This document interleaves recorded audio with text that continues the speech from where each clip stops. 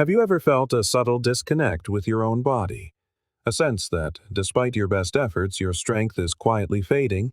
You walk every day, you stay active, and you try to eat well, and yet, something feels off. You find yourself losing a little more ground. Simple things, like rising from the couch or climbing a flight of stairs, feel more difficult than they should. There is a quiet truth that often goes unspoken. After the age of 60, our bodies begin to listen for a different kind of message, a more specific signal that tells them it's time to rebuild. Movement alone, even 10,000 steps a day, is no longer enough. But this isn't a story of loss, it's a story of empowerment. Because today, I am going to share two simple movements with you. They require no gym, no complex routines, yet they send a powerful message deep into your cells. It is time to grow strong again. These movements are not new. You may even think you know them. But I assure you, no one has explained their profound potential to you like this before. What if these two actions could do more than just strengthen your limbs? What if they could unlock deeper sleep, restore your posture and balance, and even trigger the hormonal shifts your body craves to thrive? This is the potential we are about to unlock, together. And if you've ever felt like you were doing everything right, yet still not seeing the results you hoped for, I invite you to share your experience in the comments. Perhaps your first name, your age, or where you're watching from. I read every message, and your story truly matters. Now, let us begin where real strength is born. Exercise. 1. The foundational press. There is a quiet kind of strength we often lose without noticing. It's the strength to open a stubborn jar, to lift ourselves from a low chair, to push open a heavy door with confidence. Most of us don't realize it's slipping away until the moment we need it most. But what if a single, simple movement, performed with intention, could restore that power and reignite the vital connection between your will and your body? It begins by standing tall, facing a wall. This simple press may seem too basic to be meaningful, but the response it triggers within you is profound. The movement sends mechanical signals deep into your muscle cells, commanding them to rebuild.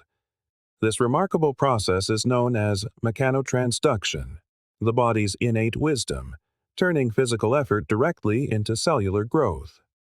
Unlike a walk, which engages your upper body at only 20 to 30% of its potential, this exercise activates your chest, shoulders, triceps, and core at over 60% capacity. That is a true stimulus, powerful enough to spark new muscle fibers even in your 70s or 80s. And here is what makes it so valuable. It is a low-impact exercise.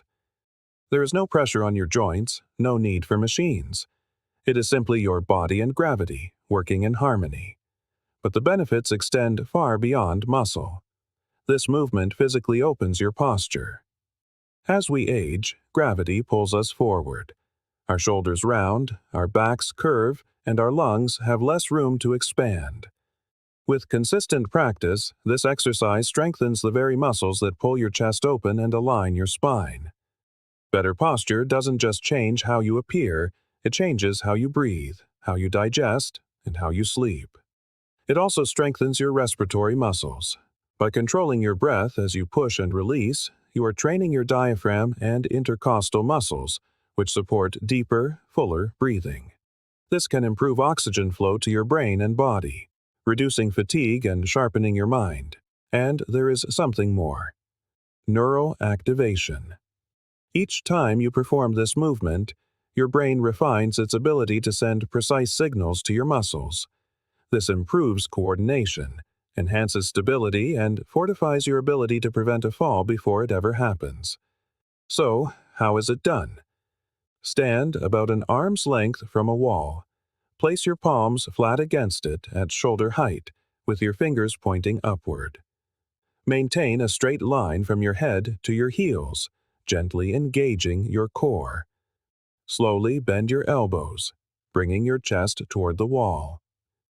Keep your elbows at a 45-degree angle to your body, not flared out to the sides. Lower yourself until your nose is just a few inches from the wall.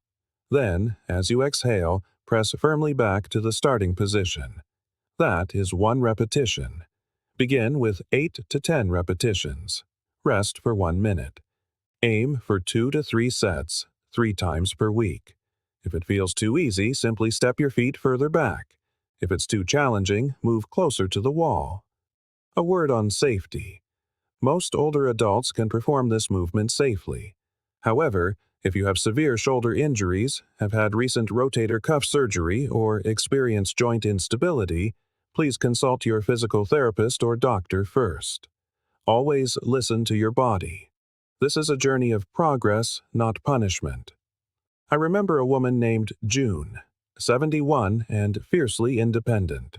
She began doing this movement 3 times a week. Within a month, she noticed her chronic back pain was easing. By the second month, she could carry heavy grocery bags without a second thought. And by the third month, she told me something I will never forget. I feel like my upper body belongs to me again. That is what this is truly about: reclaiming ownership, reconnecting the pathways between mind and muscle, rebuilding what time has tried to wear away.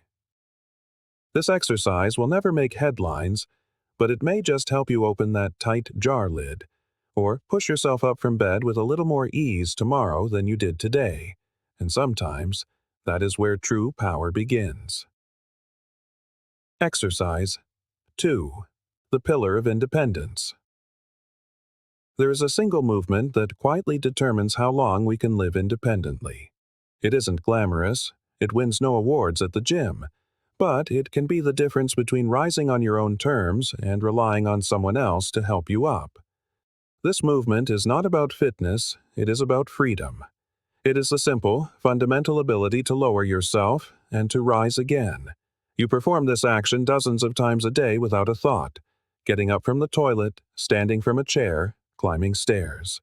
But as our legs begin to weaken, these small daily tasks can become daunting mountains to climb. That is why this exercise is so essential. It doesn't just build your leg muscles, it reawakens your body's ability to stand tall in life. It targets your entire lower chain, your quads, glutes, hamstrings, and calves. But more importantly, it retrains your neuromuscular memory, the very pattern of sitting and standing that can begin to fade after 60. And when you perform it with intention, something remarkable happens. Your body releases natural growth hormones and testosterone, even well past 60. This isn't from a supplement or a pill. It comes from your brain recognizing this movement as essential for survival. The larger the muscles involved, the louder the biological signal. A study in the International Journal of Environmental Research and Public Health followed 200 seniors over 16 weeks. Those who performed this movement 4 times per week gained nearly 4 pounds of lean muscle. Even more impressively, their risk of falling dropped by 50%. That isn't just a number. That means fewer hospital visits, fewer broken hips, and fewer weeks spent in bed, losing even more strength. Let's go deeper. When you strengthen your glutes, your body's largest muscle group, you improve pelvic stability, spinal alignment, and your walking gait. This translates to better balance and less pain in your knees, hips, and lower back. Your quadriceps give you the power to rise, while your calves and hamstrings provide control and stability. Together, they create a foundation upon which you can stand, literally and metaphorically. I have worked with men and women in their 70s, 80s, and even 90s who struggled to get out of a car or use the restroom without assistance. And time again, I have witnessed this one movement give them back their confidence and their dignity. So, how is it done? Find a sturdy, non-slippery chair. Stand directly in front of it, with your feet shoulder-width apart and your toes turned slightly outward. For balance, extend your arms straight ahead at shoulder height.